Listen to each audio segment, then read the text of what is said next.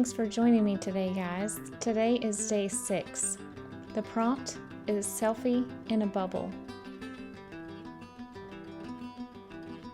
I decided not to do an actual selfie because I don't put pictures of myself in journals that I sell or give away, only the ones that I keep for myself for personal reasons. So I decided to go into the pattern counter catalog that I was given as Happy Mail, and I found the most adorable image of 3 little girls blowing bubbles together.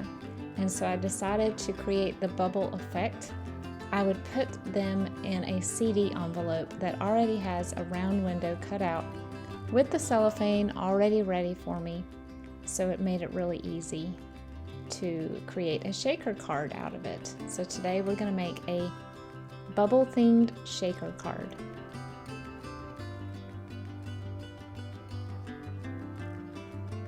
I cut the piece of paper with a little image on it, just slightly smaller than the envelope itself.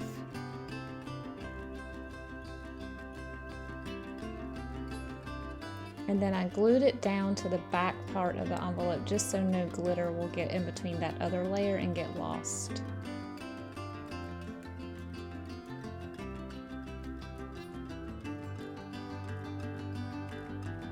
I have a piece of parchment cut to the window size. I use it when I spray these envelopes with ink, but I just happen to have this little stamp with bubbles on it, and so I thought I would use it to decorate the corners on both the front and the back.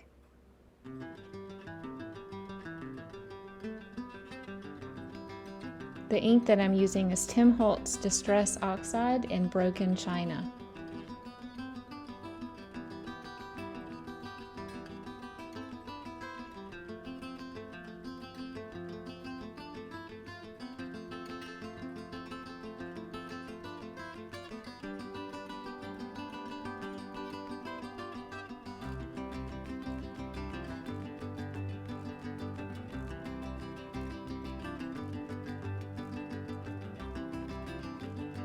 I've chosen some seed beads in light blue, dark blue, and white. I put those in first. I like to use seed beads because it kind of gives a little air gap so the glitter will slide around better. And then I have these blue hexagon glitters. I got these on clearance at Michael's a few years ago. And of course, some white iridescent glitter.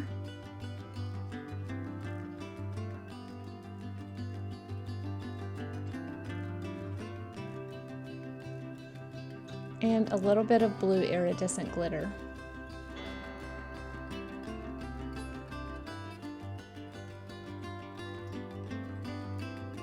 I also decided to add some little rhinestones that I have that look like droplets of water.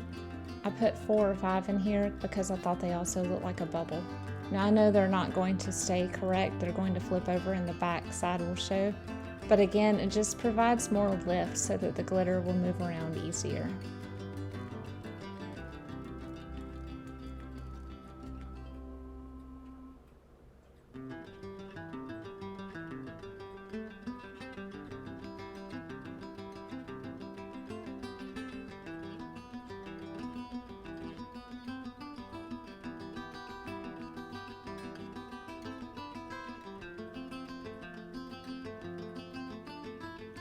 So Johnna had used her Dymo labeler on one of her projects this week, and it reminded me to pull out the one that I have.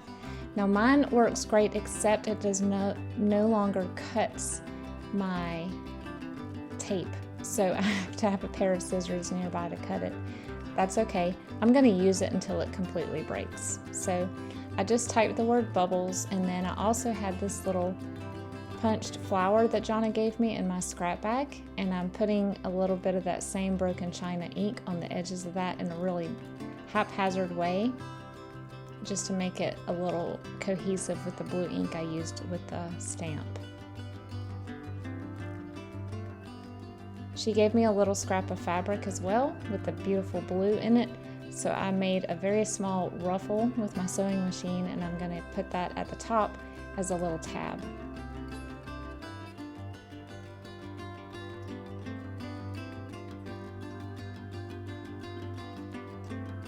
I usually add glue to these labels just because they're not super sticky, especially if you're putting it on something like this that's not flat. And I want to make sure that it didn't lift off.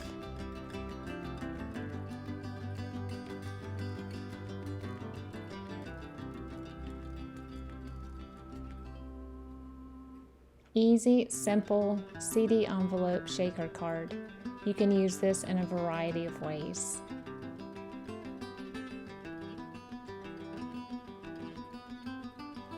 Thanks, y'all. We'll see you in the next one.